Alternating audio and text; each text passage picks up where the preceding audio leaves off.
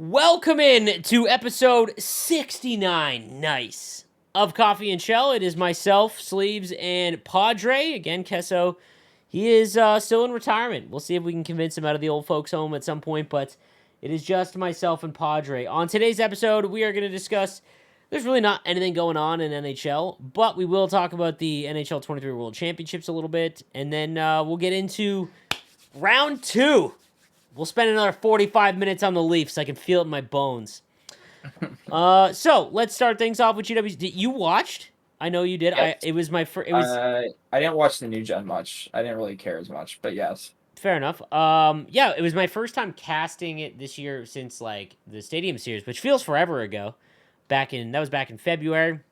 So no Carlin, so I had to host, which is always fun. I like hosting. I couldn't do it live though. I'd be terrified. I don't know how people do that live. But no, it was fun. We definitely had some. Actually, I think it was pretty chalk. Maybe not Sky and Boyley, but for me, I think Sky. I'm not surprised that Sky won. So now we are down to Jose. These are all players that will be going to District E, my second home in Washington, D.C. in the middle of March or May. So in 2 weeks from now. That will compete for the $26,000 and the final two in that event.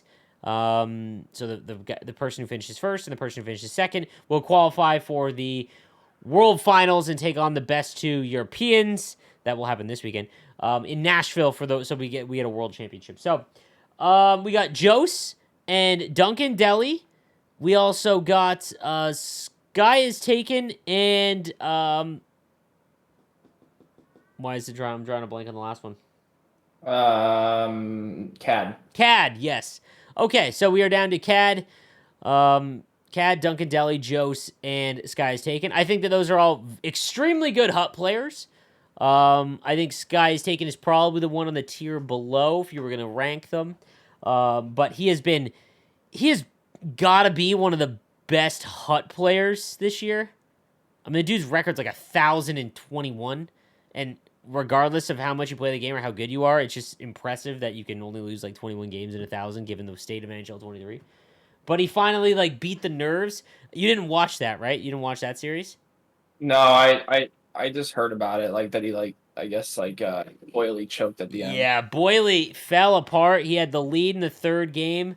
And he should have won game two, but he choked that kind of too. But game three, he had the lead with under a minute to go. Sky scored with like 31 seconds left, and then he scored with like 0.5 left.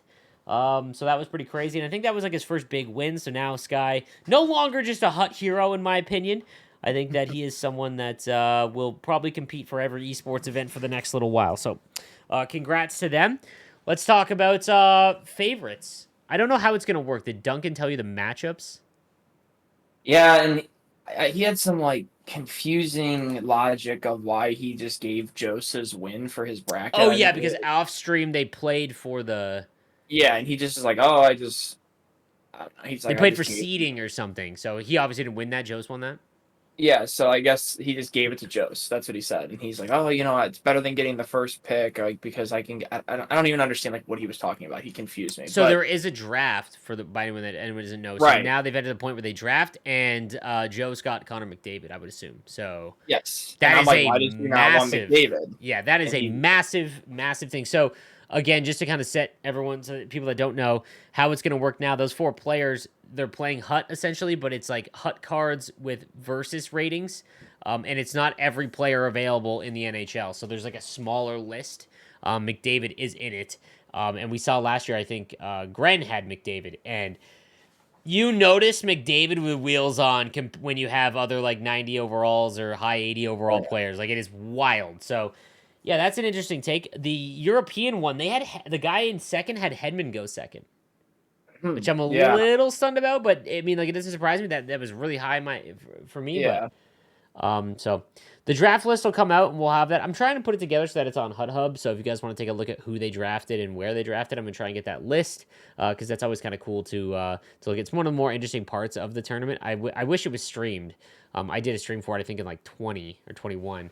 But yeah, so that'll be interesting to see who wins. Who are your guesses of gonna who do you think wins? I'm gonna go with Deli. I just think that I don't know. I just feel like that if there's a way to master this game, I feel like he's been the closest one to it. The only reason why I say that is because all the other guys, they run behind the net. Everyone runs behind the net, but he's the only guy that doesn't run behind the net. Maybe there's like people out there that I don't know. They use Delhi throws. It was very clear in his matchups. He just goes for the rebounds. Which and it was I mean, he probably scored 8 or 9 in 2 games. I'm not even kidding. I'm not even exaggerating that too. It was ridiculous. Like he was money with it. He knows how to hit it from anywhere, and I just feel like I feel like he just and he can on overload he can hit the Polk's play still. So it's like I don't know, he definitely has like the game down. I don't, and that's why I feel like he'll win because he's just different than everybody else. I feel like all the other 3 they'll be playing the same way. You know what I mean? There's not much of a variance. And like I don't care how good you are defensively. Sorry, my dogs are going nuts. I don't know if you can hear it, but Phil Moore. Basically, I just don't know if you can stop those rebounds. You know what I mean? Yeah, like, I mean, Sasho in the first game, that was the person who played Delhi, got obliterated by. I think he scored like 4 in a row. Second game, Delhi couldn't really score that because he was just taking his far side defenseman and just kind of playing for it. But he ended up winning anyways. Like it's not like you can't adjust for it. It was definitely very different though. Jose impressed me in the sense that every time I've watched him get to this like stage of an esports event, he has a really hard time in like the first game and then would blow the second game or blow the first game and then he would dominate the second and third game. It was like nerves would always get him early, but then he would come through. I think that when I watched him, he dominated Pens early, and then the second game he lost by I think it was 1 or 2, and then third game he was able to put it away. But yeah, I mean they are all very similar. You are right in that. Delhi is the only one that plays far different. It's just I don't know if that's like the optimal. There's a reason why the other 3 play a certain way. Yeah, well, I just think he knows how to play that way too. I just feel like that him not playing that way almost benefits him because everyone just looks for the same thing, and it's almost like I don't know. It's like you can throw that other style in there. It's nice to have all of it. Like they kind of just rely on like the one thing or like the cut plays. I don't know. Maybe I'm wrong. Like maybe I'm just maybe I'm. No. I think that I don't know. I have no clue. I just think Delhi's gonna win. I just every year there's always some players that you can tell are happy to be there, but they don't really think they're gonna win. I honestly I don't want to say Sky's taking as that, but like clearly when you look at the 3 that have had success in the past, like those 3 are separated from Sky, who hasn't got it done until now. But like I said, like if they're all capable of beating each other, like all of them. So, yeah, I don't know. I'm very curious. I think the matchups do matter because I think Delhi will win if he doesn't play Jose first. Yeah, I don't know how that thing works. Do you know? Neither do I. I really haven't looked into it. I'll find out more when I go to the Europe. So I actually go to the European finals, which is happening this weekend. Who's even playing that one? So the only 2 I know is Nikki Dangles, who always seems to struggle in GWC, right to the point right before the LAN portion happens, because he's like one of the better players, like best. I think Hanselino made it as well, and Eki, and then I apologize, I don't remember the 4th one off the top of my head. Eki lost to X Burns. Yeah, but I think Eki made it. Eki made it, but he lost that guy, so that guy's going. X Burns 8 and Eki's going. Yeah, so I don't know that one. And then it was I think it's Hanselino and Nikki Dangles. Nikki Dangles played some guy named Tempon or something, but I don't know. I don't know where Hanselino is. That's weird. Maybe I'm wrong. Maybe I'm wrong. I could be wrong, but I know Eki's going. Here's my thing about Eki. So the big story. Oh, X Burns is Hanzu. My apologies. So it is Hanzu. That's what I thought. That's what I thought. It's Hanselino. Yeah, the website's showing. My bad. Yeah, that's because Battlefly's showing the thing. Right. My bad. I think so. No, in North America, there's no regs, no Gren, no Polgs, and I think that it was expected that if there was a year where those guys wouldn't make the finals or anything like that, it'd be this year because the game is so. I mean, we saw how Nippon eliminated Polgs. This guy threw it in the net, essentially. Like it was very hard to survive that. And that's not to take anything away from the 4 people that did qualify, but you had to survive. It was literally just as much about surviving as it was beating your opponent. Right. The thing about the EU side of things, so I've been doing this now. I've been involved in some capacity in the GWC or the World Championship now since the second year. So this would be the 5th year of me being involved because I think this is year 6. Yeah. Like, Eki will probably win, but he has done everything competitively. And I don't want to say it's boring, but I've gone on record with saying I really didn't want Regs or Gren to win this year from a caster standpoint, because again, it's kind of my job to like make it interesting and all that kind of stuff. We've seen it 3 years in a row with those two, and they had like their best of 3 essentially, which was incredible. And I don't know if we'll ever see something like that again as long as the GBC runs. Right. But if Eki wins, we need to get him over here for 4 months. You know, and he needs to compete on the US side of things, because while I think that there are some talented EU players, it's just a matter of player pool, right? Like there is, like I would say maybe 20% of the player base is European, right? So not to mention, like that's not, again, not to say that there isn't elite players that play there. It's like, but there's just a lot less, right? So I would love to see Eki go on like a gauntlet of like, and I'm sure, like, I don't know if it's his org or something that can subsidize costs. I think that if he did like a vlog style and like which he does very well, is Road to the GWC, which I think his videos do very well, and it's a really cool series for him. I think it would just go so well for him. It'd be like his next thing if he could do like a circuit of competing on the North American side of things against all the, even just Hut champs. Like I think people would watch every single one of his Hut champ streams way more because he would go up against, you know, Polgs and Gren and Regs and all those guys, even the Hut heroes.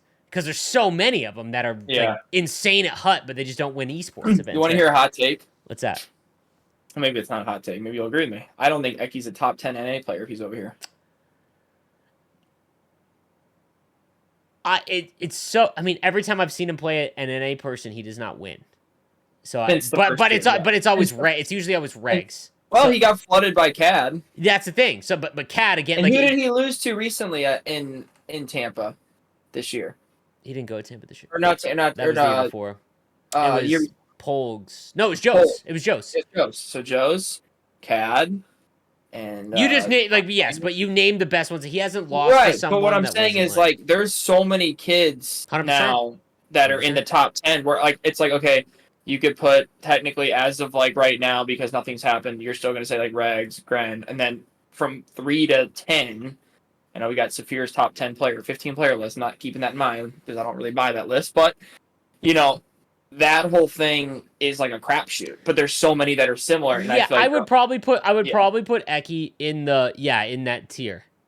Like, but again, like that, it's so hard to see because I don't think he's bad. I just no. Yeah. Again, like I think that just there's a lack of competition, and we saw it in sixes too. Like Entourage went over there and again, I don't think European players are bad. There's a lack of depth. A huge lack of depth, and that's just because there's so few players, right? He has won the IHF championship 100%, and he beat Regs in that event. That's on 150 ping. Yes. You can't take away that he beat Regs because Regs couldn't beat him on that, right? But we haven't got every time that it's been on LAN. I was there. I was in New York. He lost to Regs, like when they were playing beside each other, right? Yeah, that's another one. Yeah, like I would love to see it. I personally would, as a content creator, I think it would be such a big thing for him. He would blow up, and it would be really fun to follow just for a year, just for a run of it. I think I saw when he tweeted about the IHF thing that he has nothing left to prove, and you're not wrong, bro. Like it's gotten to the point where it's kind of boring for him because there isn't anyone else that's stepping up that does it, right? I would love to see him come here and do his next thing, and I've talked to him about that, or I've tweeted about that before too. I would love that, but you know. We'll see, and we'll see if he wins the European Championship. I think some of it is honestly just a style of play. 100%. Yeah, and I think he sees the same thing all year long. Then he comes over here and he gets like, it's like he's playing like a whole different game almost because they play a different style than we all play, and it's that is kind of cool. I will say that. Like, yeah, it is different. It is far different. Not to sound like corny because it's a video game, but it is cool that like they're like so like this is how you need to play it, and I think it was even more so that when the game wasn't. I mean, I think from what I watched, they even use like the behind the net play all the time too. Like, so it's like in years past, though, I will say like they would play more skill zone and more defensive. It was just so different. You know what I mean? There are probably less people in Sweden and Finland than like in Quebec only. Yeah, like I said, the player base is so small, much smaller in comparison. I'd love to see the numbers. I wish there was a way we could like see numbers like on who play online, what console. It'd be so cool. It would be cool to break tracker. down. But it would be probably embarrassing for the franchise. So they probably don't. They probably don't show that. They probably don't show it. No, but like I said, I think that if Eki wins, so I go to Sweden tomorrow. The travel is brutal, man. I'm not gonna. I don't know if I'm getting old or I've just been doing this. Like, dude, I don't care. It would be brutal. I have been doing esports events now for like 5 years, and I gotten to go to places that I never in a million years thought I would get to go to. But now it's just like I've seen a lot. So like the being blown away by like a new place doesn't hit quite the same. So yeah, I go tomorrow at like 5 p.m. my time, Eastern, and I get there the following day at noon Sweden time. So it's like, like that's it's gonna be, and then I leave on Sunday, right? I'm excited though. I'm excited to see to visit Sweden for the first time. I'm gonna try and I'm gonna find some local cuisine and a nice couple of waters maybe with Grizz and the boys. But yeah, I'm excited. But then I'll be back, and then I'm going to the North American Championships. That's in my second home. That's a District E. I'm so stoked. Can you come to that? What's the date on it? It's the oh wait, no. 18th. No. I will be I have a wedding to attend to. Oh, dude, man, that's okay. That's the big wedding day. Yeah. Okay. Yeah. So I'm actually bringing Skyla. So the first time her coming to like an event. Yeah. But I have to go out. I wish it was closer, man. I would just love to hop in a car and just shoot on over there real quick. But I will be in Nashville. We'll be doing a coffee and Chel live in Nashville for sure. That will not be PG. Well, we might have some cool guests though there. We have the whole NHL world down there, which would be cool. That will be cool. So I'm actually going like 4 days early because I've got to do my May trip to District E to stream from there and do all that stuff. So Skyla's coming with me, which would be fun. I love DC. I told Deli that I would take him out for dinner and show him the best spot. So I'll be taking the McDonald's to get his Happy Meals to get his toy. No, I'll be taking him to Capital Burger. Capital Burger is that's your spot, eh? I feel like it's if you wanted a swanky burger joint that serves top shelf liquor, Capital Burger is it. If you're from DC and you haven't been there or you're in the area, Capital Burger is it. I'm gonna try to take you to the good spots in Nashville that I've been to. I would love to. Yeah, like I like going to places that like like that. I love eating at different places because it's like something about going out of town. It's just like you want to enjoy yourself. Try something new, man. Try something. Yeah, new. And just there's so many places that non-chain places that. Mm-hmm. It's nice to be like, oh, like there's this place I always go to when I'm down in Orlando called Cowfish, and it's a sushi burger bar, and it's right by Universal Studios. There's only like 3 in the country, like one's in Alabama, and it's literally sushi rolls with hamburger meat, and it's like a hamburger and a sushi roll. But that sounds disgusting, but I would enjoy it. There's no seafood, no seafood. It's all just it's like a hamburger, but with like the little rice. That's it. There's only that like rice? Sushi.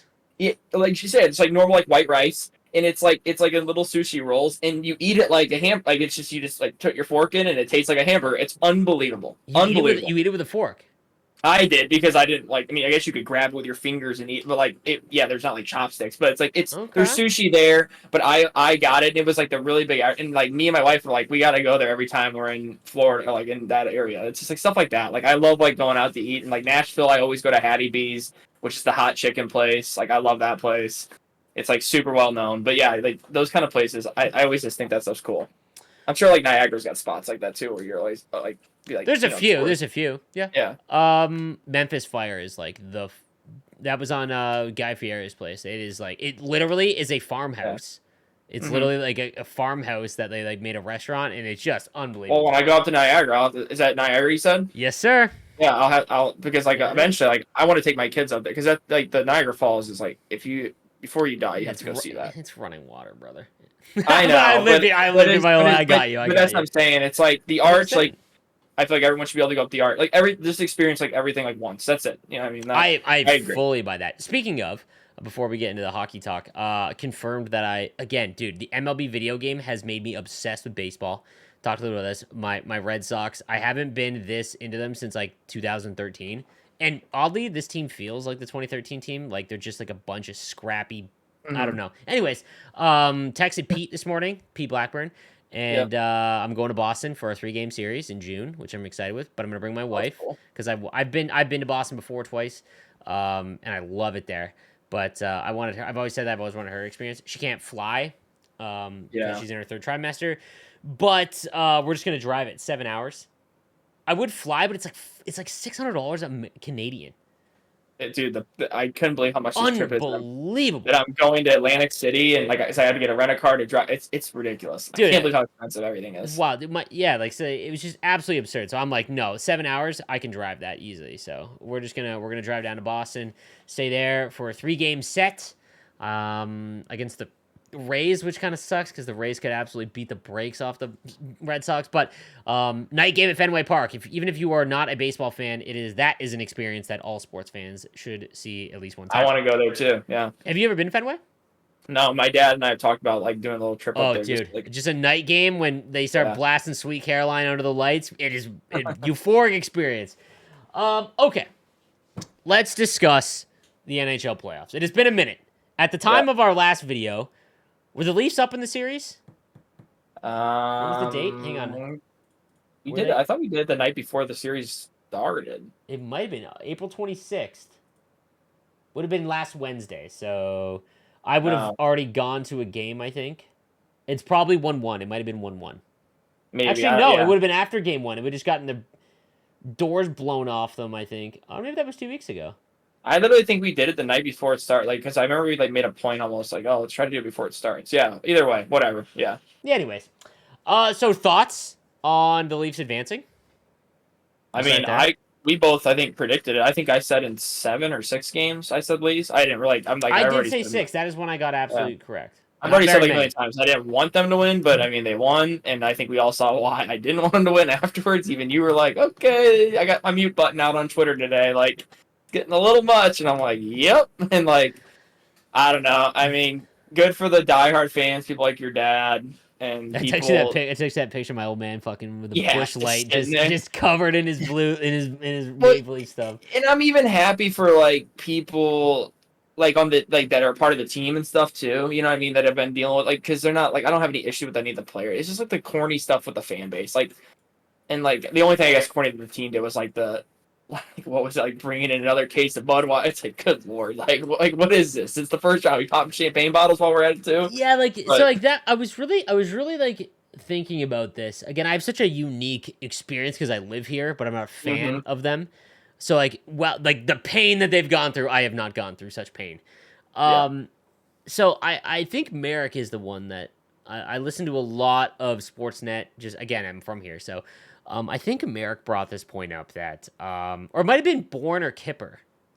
I listen to a lot of Real Kipper and Bourne. I love that show. Anyways, I think it might have been Kipper brought up that the way the Leafs fans reacted, in part, I think, has to do with them being the ass end of every hockey fan's, joke for the last like yeah, 10 years. Because it was like they react like that because A, they couldn't get out of the first round. Because all right. if the Wild are the exact same, by the way. They haven't Yeah, got out they've of the only been first out of round in once, I think. when they played Was it who did they Colorado beat? when they went to the conference final like in 2003? No, they passed. They let me look actually.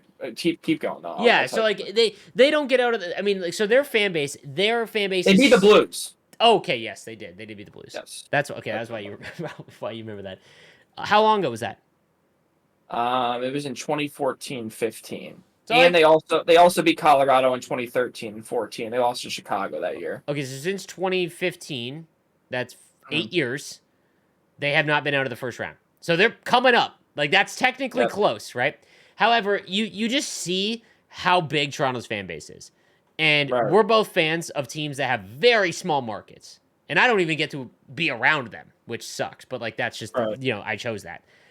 And I I don't think it's I don't think it's jealousy, but there is definitely a sense of like it's frustrating that all these people are happy because they're being ridiculous with it because it is just Mhm. one round. Right. But I think it is a years of pent up like the Canadian media, man.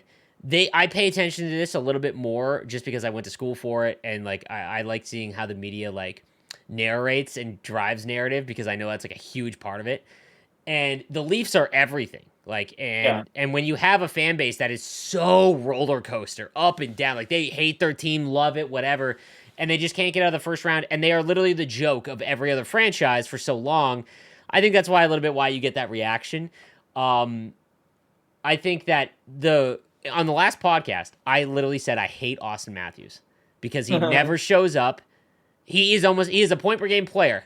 He does not feel like a point per game player at all in his playoff career because he doesn't show up when it matters the most. He dragged Toronto in games 4, 5, and 6 because 3 was O'Reilly. Right. And I think that like he didn't. I was wrong. He is different now at least. And 3 games can change that narrative. I still don't like the fact that he will just seemingly not stand up for him, even himself, which is mind-boggling. Like again, like I think if you're blessed being 6'3", 220, like brother, like I would love it. I would love to do like to be that. I think you're going to see it in that Florida series. So did you watch Game 1? Yes. What were your thoughts? I mean, it's funny if like I was telling you like a few days ago, like everyone blamed Justin Hall when the Leafs would lose, or they'd blame I don't know, like whatever. They always have something they're gonna blame, right?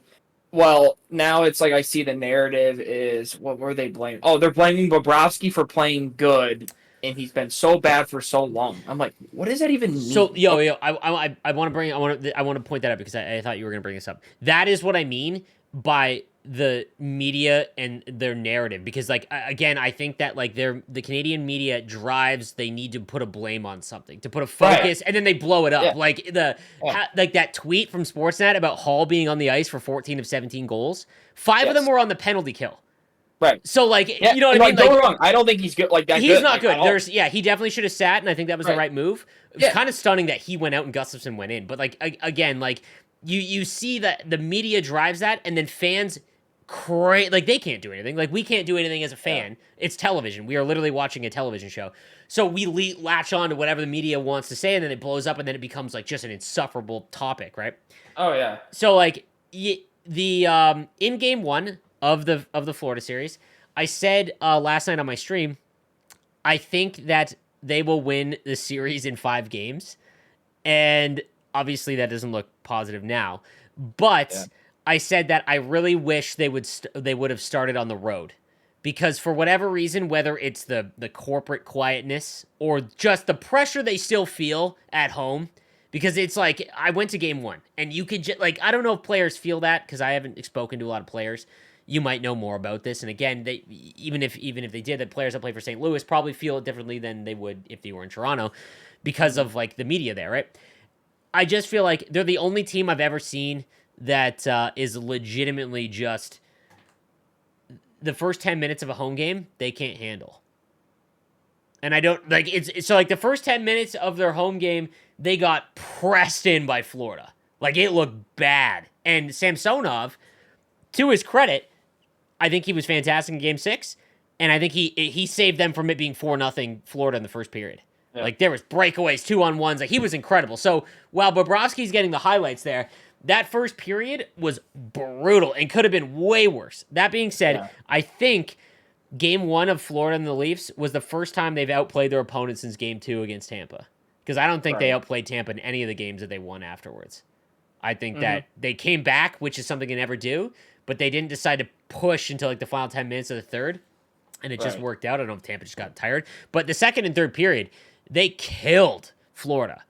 And it was definitely Bobrovsky. I mean, if you want to put a blame on something, there's lots of things that go wrong in hockey, but you can't blame a goalie for playing to what he used to be, right? Like, you didn't get unlucky in that sense. Like, Bobrovsky just had a game. I mean, hell, we talked about this a lot, too. Goaltender is the most replaceable position in the sport, because in the regular season, it's like, whatever, you just need to be okay.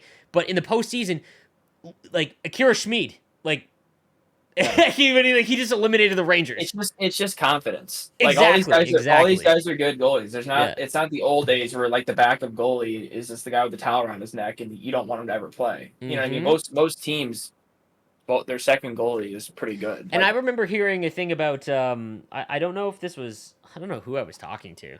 It might have been Aaron Ward, actually. I don't remember. But when your backup goalie goes in, you play far more defensively, just inherently, like because you don't feel as confident. Look at David Ayers. Yeah, exactly, right. Like so, I'm not sure if that like because like they just play safer, right? Like in your own zone, you play harder. So like I don't know if that has something to it too. I would be stunned.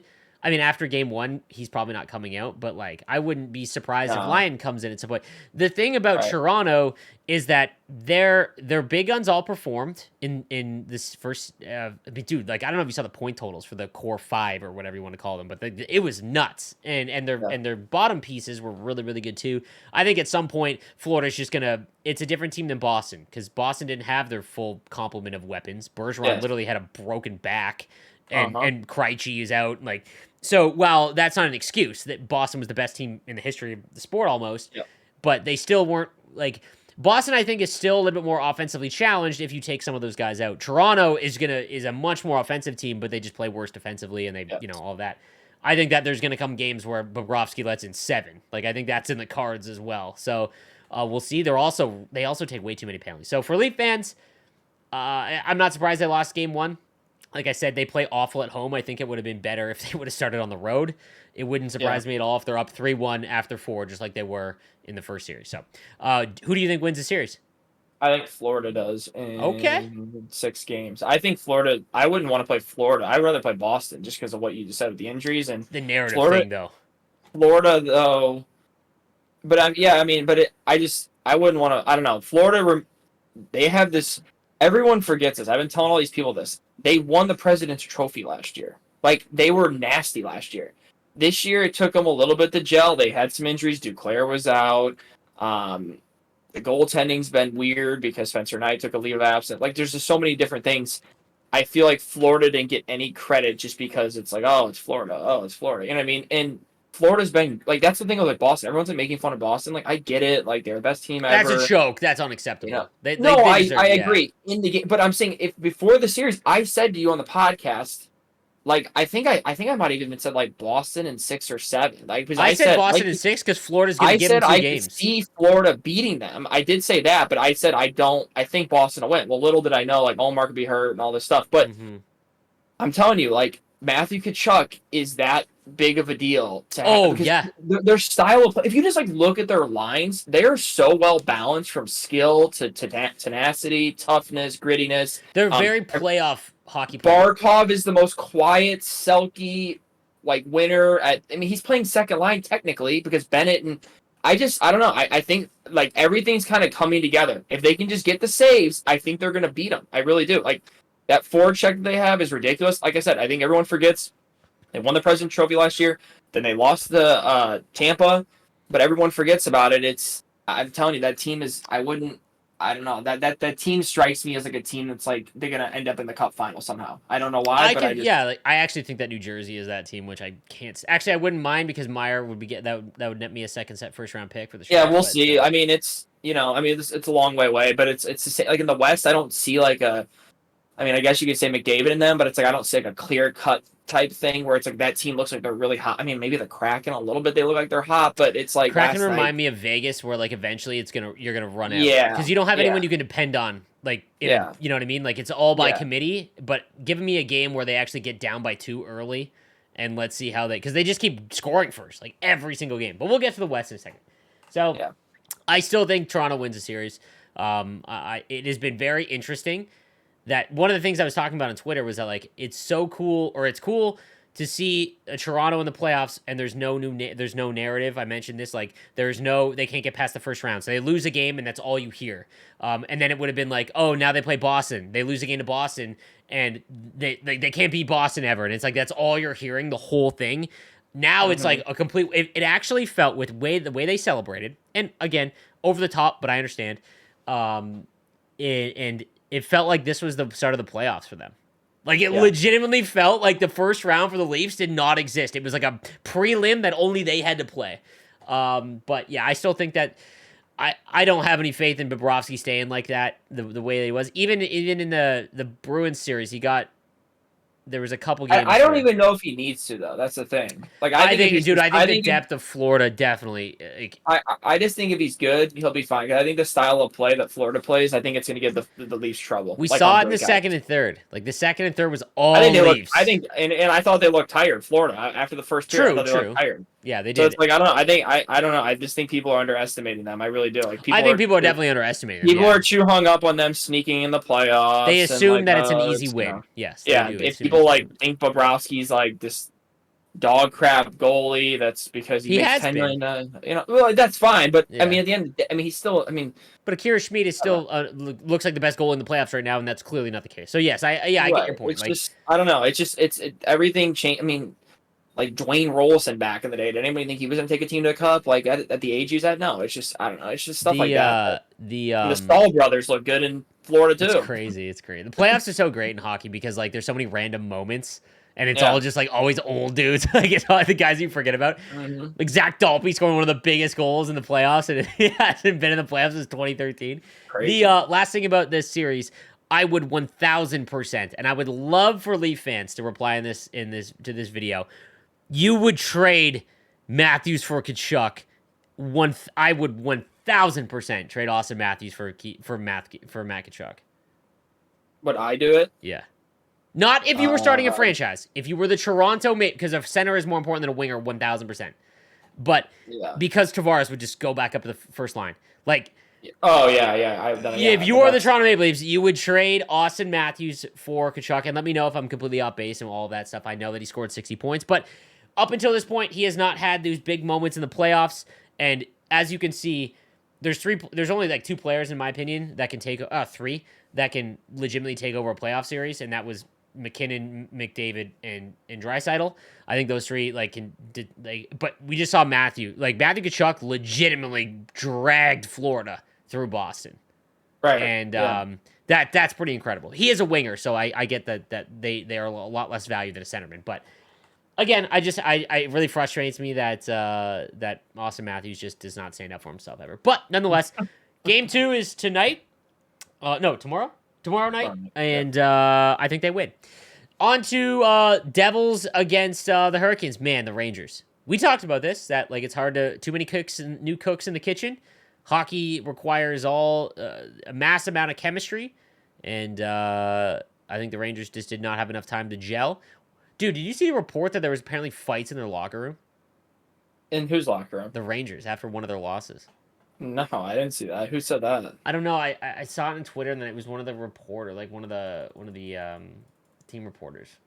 I don't know. I'll see if I can find it. Wow, I didn't know that. Yeah, it was not like a fist fight, but like clearly, like like. And I think there was too many cooks in the kitchen. Too many cooks in the kitchen. Yeah, it's too many guys that are used to having the spotlight. They never wanted Tarasenko until they as soon as they got Kane, they never wanted Tarasenko. In my opinion, yes. I don't care how many Rangers fans want to say, "Oh my God, Tarasenko."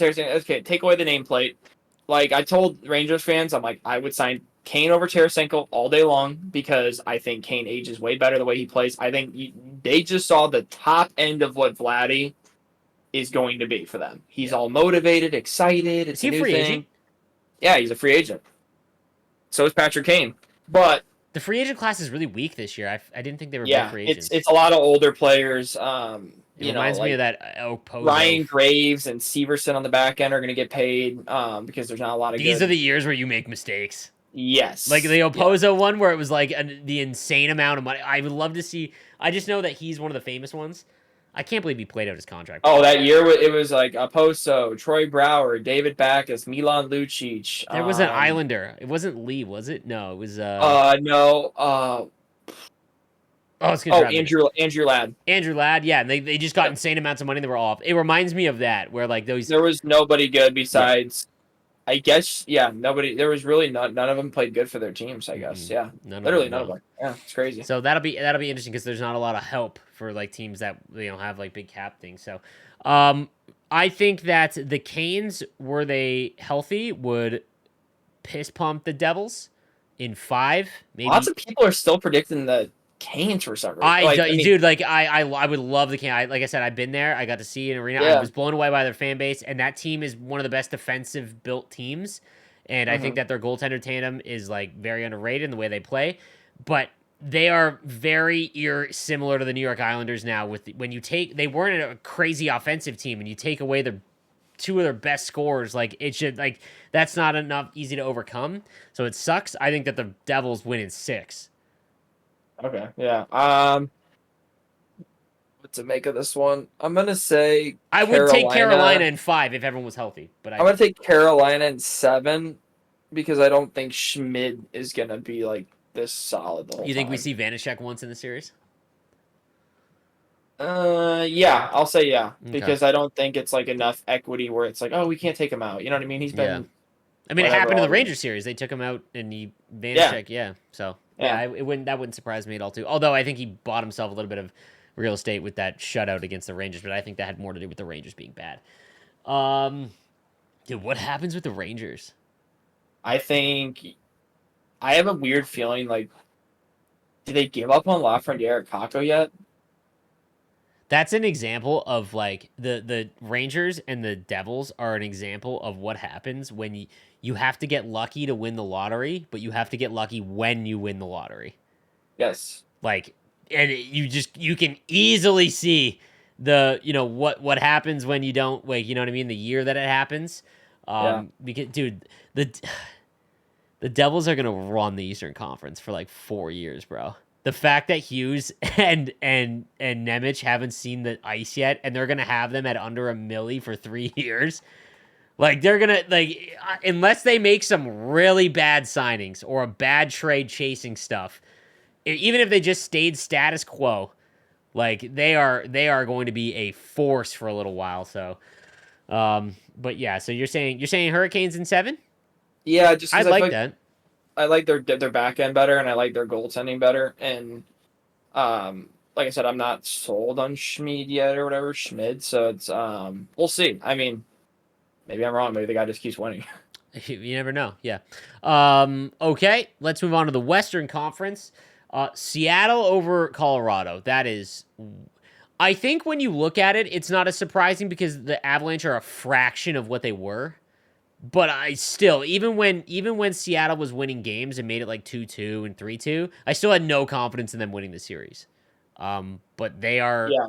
I think the McCarr suspension and then whatever the heck Nichushkin did. Yeah. They lost 4 of the top 6. That cost them. Like literally. I think if they had Nichushkin and McCarr didn't get suspended, I think they win the series. But I mean, that's something crazy happened from what I heard. Like I don't. The Nichushkin thing?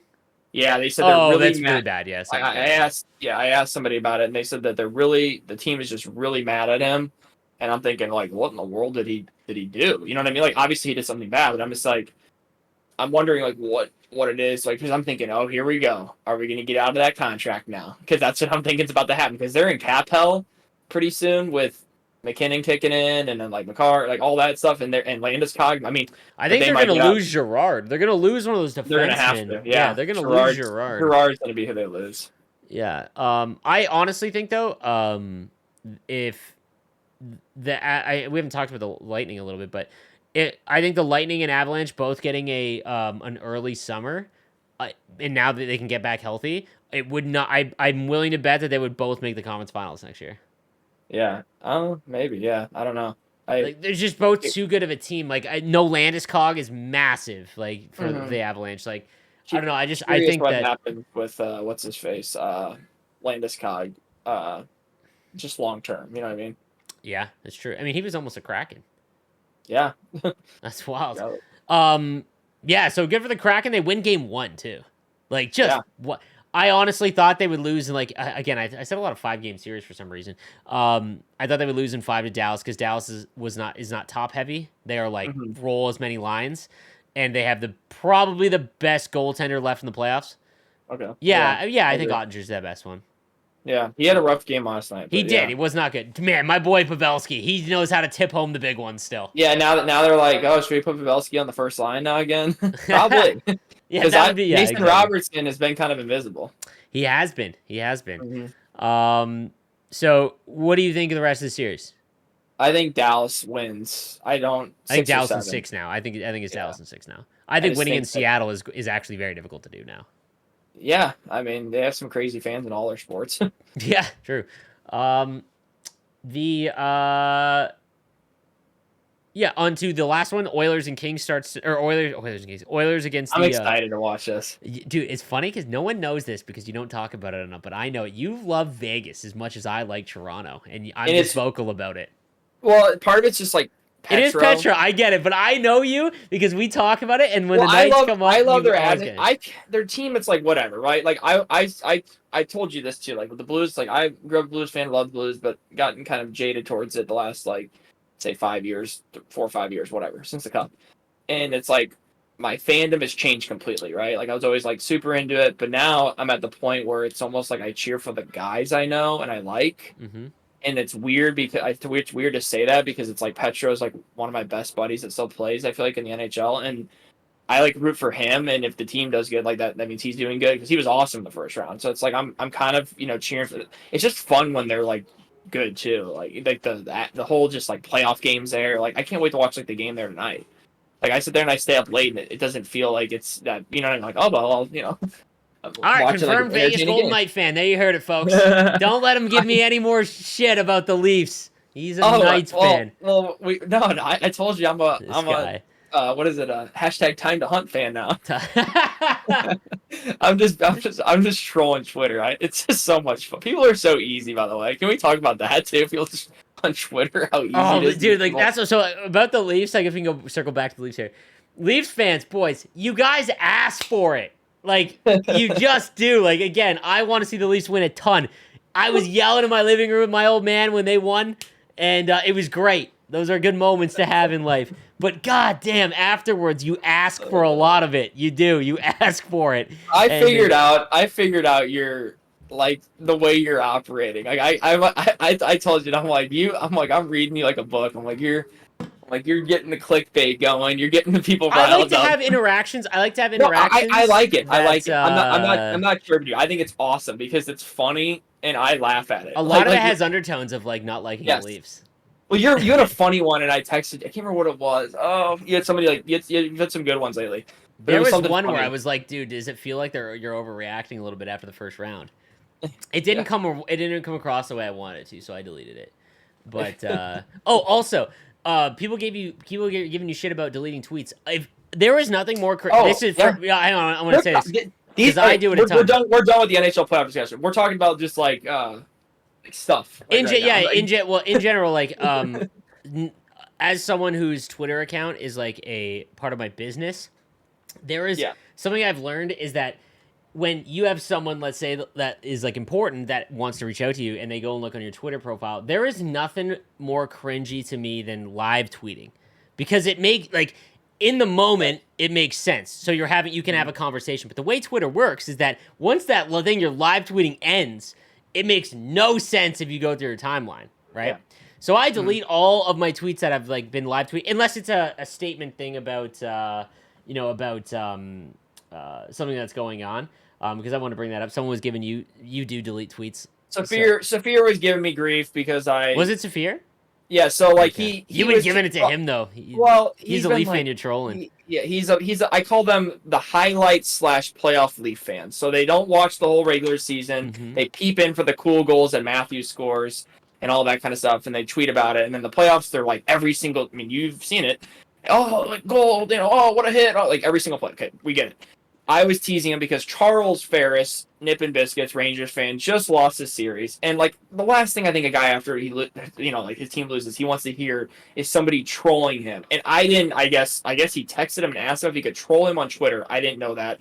I replied to him and I'm like, buddy, you like all your own tweets from your Sixes team account. He has a Sixes team. He uses his Twitter account from his Sixes team and likes all of his own tweets. I go, they call you Bob Jones because Bob Jones, and we all know Bob Jones thing, yes. And he used to do it. I mean, whatever. So it was just that's how it started. And he's like, well, you delete all your tweets. I'm like, yes, dude, because and not so much now because I mean I can't really be canceled, but like you, for example, could be canceled for something stupid, right? And it's the world we live in. It's the world we live in, right? So. I told you, I remember this like probably a year and a half ago, 2 years. You deleted all your. I'm like, just delete them. Who cares? I deleted. Just Yeah, delete I went and did delete like everything. There's no upside, right? Nothing at all. I can get 500 likes on tweet. I'm deleting it. I don't care, right? It's the point though that people will nitpick and do all these things, and there's just no upside. And for me, the last thing I need, like, I mean, my dad's told me this because like we have the Cardinals baseball team here. We have like stuff at the stadium, and he's been like, hey, just chill sometimes when you're making fun of them on Twitter. I'm like, you have stuff at yeah, we have machines and we have a micro market there, and I've been pretty hard on the Cardinals lately. That's sick. I didn't know that. Yeah. You got seasons? Oh yeah, we have season tickets too. But it's just like we give them a lot away to clients, stuff like that. Because I'm be honest, I don't know how people go to baseball games. Oh, he's a corporate scumbag, fellas. Oh, he's a Leaf fan. He's exactly like all the Leafs. Now you can't talk, brother. Oh, you're just like them all, bro. Oh, corporate sellout. Long story short, I don't see an upside in like keeping tweets, right? I've never seen it like. It was I could hear like in the chat like Jay Fussy, we know him forever. I could argue with HK about NHL for an hour straight. This is a perfect example. I'll just tell this real quick. Back in the beginning of last year, Uninstall made a funny video about how he's taking a year to like play NHL, and he called it like gap year started. But it wasn't a gap year because he still worked. Like the gap years now are like kids literally don't work at all and they play NHL all day. I don't get it. So I made a funny video joking like kind of like he was doing. I literally get a text from Chris Johnson, who works at, well, now it's TSN. And he goes, hey, I know this is random, but why did you make a video announcing that you're playing a video game this year? And I go, yeah, you just don't get it. I'm like, I'm sorry, but like you have to see this crap. I'm like, it's just an inside joke. There's nothing really to. He's like, oh, okay. And I'm like, Jesus, like I better be like kind of not careful because it wasn't bad. It's just it looks stupid. And he's like, why did you tweet that? I'm like, I don't know. It felt dumb. So I was like, man, I probably should watch what I say on Twitter because one of these times Jeff Merrick's gonna text me and be like, why are you get mad at a kid for ragging a puck or something? I don't know. It's just something stupid. Yeah, like I want to say, like there's nothing more cringy to me than going on a Twitter profile and seeing live tweets. So that is why I delete them. But I do. Yeah. I like engaging in about with Leaf fans and like other people about it. But yeah, it's fun. It is fun. The could you imagine if they win this round? Because dude, the path to the cup is it might not be ever more available to them than right now. Oh, for sure. Yes. Other than the Montreal choke job, because that was like I picked the Rangers. Yeah. I picked the Bruins. So last one. So Edmonton, we got way off track. Edmonton and Vegas. You're gonna be a homer, which I love. How many wins is Vegas gonna win? I'm actually picking Edmonton. Okay, Edmonton, and how many? I'm gonna say 7. I'm gonna say 6. I think Edmonton 7 or 6 probably. Yeah. I just think that like Laurent Brossoit and Skinner is kind of a wash. That's the problem with me is Brossoit. Yeah, exactly. There's no like he could blow up and like be a great goalie. Yeah, you never know. But that's just how goalies are, which is so frustrating. Right. But dude, like Edmonton is just humming. Like they are, all their big dogs are. Dude, and McDavid didn't have a point in like the first 3 games. I said this too. I hate the Kings, but they are the best defensive centers combo that they could have possibly gone up against, and they shut down McDavid, and he had 10 points. So like, I don't know. I love that we're gonna get Eichel versus McDavid. I completely forgot about that. That's gonna be fun. I'm sure at some point Eichel is. He kind of gives me like piss baby vibes, where like I could see him like firing a puck that McDavid scores like down the ice. You know what I mean? Like I could just see something throughout the series like it bugs him because Canadian media, bro, it's all he's gonna hear. I bet you any money that he's getting asked when he goes to Edmonton, like, what's it like going up against number 1? Like, you know what I mean? Like, you're number 2, 1 and 2 in the draft. Like, and he strikes me as the kind of guy that would bother him just from how he handled the Buffalo thing. Yep. Seems a little petty. Like, he's got that in him to be petty. Sure. So that'll be interesting. I think that's really fun. Man, I don't know what to make. I think Edmonton wins that too. If Seattle beats Dallas, whoever wins Vegas Oilers, do you think goes on to the conference final? Yeah, for sure. What about in the East? Actually, I think it's wide open. I do. Like I said, I think if Florida beats the Devils, I don't know. I think if Florida's the worst matchup for the Devils in Toronto. Yeah, I think if Florida like wins if they beat the Leafs, I think they're gonna go to the Cup. I just feel like they have like this juju right now that's just like I said that like years ago. Like I remember being on stream in in the bubble year, being like, the second they win a round and they get that feeling and they know what it's like to win a round, I think they go to the Cup. Not necessarily win it. I legitimately think we might get an Edmonton Toronto Stanley Cup final. I'd be so curious if that's good. If we had a Vegas and Florida Cup, like, can you get two better places to go to for a Cup final? I was texting with an NHL executive, and it was like and I get the sense of like in terms of like ratings and stuff, and it was like, please Rangers in 7. Because now that the Rangers are out, if Toronto were to lose now, it's not ideal. Like, just because like, again, like as a Sharks fan, I can't imagine what it was like to be a hockey fan when the Sharks went up to the Cup against Pittsburgh. Like, ugh. Like from a rating standpoint, that's awful. You know what I just thought of, because I was thinking about the tweeting thing we were talking about, but it popped in my head too, because of Stuart Skinner. This is a perfect example of like why I hate like live tweeting. Everyone jumped on that guy's case, Spit and Chicklets included. All these people, like, oh, the pizza man, like, look at this pizza he got. That's the and his stick broke. Exactly, but people are so excited to get on their phones and just kill somebody. Like, let me just kill Stuart Skinner. He's the worst goalie ever. What a terrible turnover. You suck and all. Like, it's like people just love to do that, and that's why I hate that stuff, because it's like, watch the replay. His stick breaks. Like, I don't care if you're Marty Brodeur, one of the best puck handlers ever. Your stick's breaking too. We got to talk about this. Trouba on Meyer. Oh yeah, that was a 100% a clean hit. Yeah, I think so too. I just think he was going like looking down. I love Timo Meyer, and I as a human felt sad because that could have been like Scott Stevens' career. Like, Meyer could have been done. He somehow, dude, how was he allowed to go back on the bench? And he's skating today. Like, that's like, dude, isn't that like concussion protocol spotter? It doesn't take a medical degree to be like, hey, I think he needs to go sit in the room for 15 minutes and that be it for the rest of the night. Like, the dude got a shoulder in the head at full speed. Like, I was like, that's unbelievable. But I was stunned. Again, for all the people that want to get that hit out of the game, if that hit is not allowed, then you are allowed to skate down. I heard, I've been listening to a lot of Frank Saravalli because they do the daily podcast, and I just have been running a lot. So, like, I've been listening to a lot of podcasts. So I've been going through Kipper and Bourne. I've been going through 32 Thoughts. Mm-hmm. And Saravalli, for the most part, actually, I agree with a lot of his takes. And, dude, he had one on the Leafs, or on that hit. And it was like, why are you allowed to hit somebody that has their head down? And I was like, he's like, that should be a penalty. If you see someone with their head down, you shouldn't be allowed to hit them square on I'm like, no. Like, at a certain point, man, like, you are taught from when you're 9 years old to not enter the zone with your head down.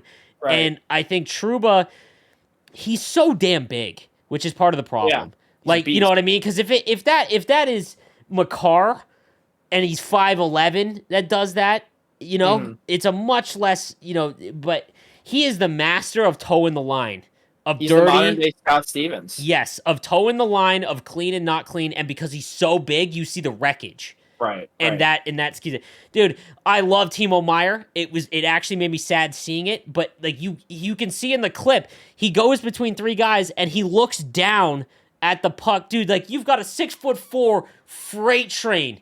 That's on you, man. Like, that is, that wasn't from behind. Meyer put himself in a brutal position that you are taught to not ever do from the time you're in junior. And I didn't even play hockey until I was 20 in beer league. So, like, I know, like, hey, lose the puck. Like, you know what I mean? Like, it was, but on the people defending it on Twitter, man, like, are trying to, like, just crucify Trouba. It's like, man, like, we're going way too far on the, for sure. Like, even the maroon, dude, that was one. That was a tweet. I had the maroon one on Giordano. People were up in arms about, I said the maroon hit. And again, remember that I desperately want the Leafs to win. That hit that Maroon did on Giordano was, in my opinion, not a penalty at all. Like, I don't think he ran him from behind. And again, everyone, that's the problem with hockey, is that it's a lot of it's subjective, perception. And you have referees that, like, you can have past cases, but making the calls and whatnot is so difficult to do because a different referee might see as like Wes McCauley will call literally, you trip over your shoelaces, he'll call that as a tripping call apparently. But like other guys will put the whistles away, and then it's like, it's very, very difficult. So I think that is a good thing for hockey though, because it sparks debate and sparks talking about it. I think again why Toronto needing to be on a playoff run is so good for hockey is that no matter what, like there's so much of a fan base there, and people hate the fact they have such a massive fan base and the way they react that like that just drives interest in hockey, right? Right. Could you imagine now if Tampa would have beaten Florida? Although that actually would have been a decent series because Tampa isn't such a powerhouse, and they both like that Tampa Florida series. Not the year that Tampa was the President's Trophy, the year before. Yeah, Tampa could barely hang on to them. That was. Florida threw everything at them, and that was a really fun series to watch. Again too. Yeah, that was really good. So, I mean, I guess that wouldn't be bad, but that's from a hockey standpoint. If you're a fan of hockey, like a real hardcore fan, the casual fan, the Leafs are out now. Like they just like I'm not trying to be over exaggerating, but like a lot of casual hockey fans just will stop watching the playoffs, which is a problem that they've had for a long time because the divisional format that Bettman introduced is awesome for the first round of the playoffs, which makes the first round so much fun. And the best round of any sport is the first round of the playoffs. But it gets worse, in my opinion. It gets a little bit more boring as it goes on. It goes along, because the first round is just insane. Because it's teams that have played each other a ton. It's like every other night or every night. Exactly. It's like there's a game on. But yeah, exactly. It's every other night. So, Anything else you wanna? Is there anything else that was going on in the playoffs? I'm over there in Europe, and we'll be watching the Biglets. Yeah, I'm back on, dude. I'm a little bit trimmer too. I'm excited to try on the suit. It's gonna feel a little bit nicer. I got my first slow pitch game in like 2 hours. I'm excited. There you go, dude. There is nothing like being 30 years old and having an excuse. I love men's every night to once a week to go out with all of your remaining best friends and play a sport. It doesn't matter if it's darts, fellas. Yes. Find a way. Because it's a good way to keep in touch with everybody. Once you start having kids and everything, it gets to be like it's too everyone. It's the best way to keep in touch, and like I love it. Like my Larson, everyone knows him. Dude, what was that picture you just sent me? I'm not going to show it on. What in the world is that? He's playing bocce ball. He's like an old man. He's at an Italian club. Looks like an old. He looks like he's ready to go sit on the sideline with Sixers game too. Unbelievable. But yeah, anyways, it's I love playing men's league hockey and stuff. So I think it's great. It's fun. Yep, I can't wait, man. Ball is back. So, all right, guys, I will be in Sweden. Probably by the time you see this, I'm trying to get this out tomorrow, so I'll be on a flight. But if you want to catch the NHL 23 World Championships, the European Finals, you'll see Eki and all the guys there. I will be the host, or not the host, the play-by-play. That'll be on Saturday at oh my god, dude, the time change, bro. 6 hours ahead, and like they're making it so it's like, actually it might be good for me, but they're making it so it comes on at like 1 p.m. I think Eastern, so like it doesn't start until like 7 p.m. their time. I don't know, it's gonna be a mess for me. I'm only there 48 hours. It's gonna be brutal. Anyways, guys, thank you for everyone in the Twitch chat for watching live, and for everyone watching, make sure you argue with Padre in the comments. It's my favorite thing to see. Peace out, guys.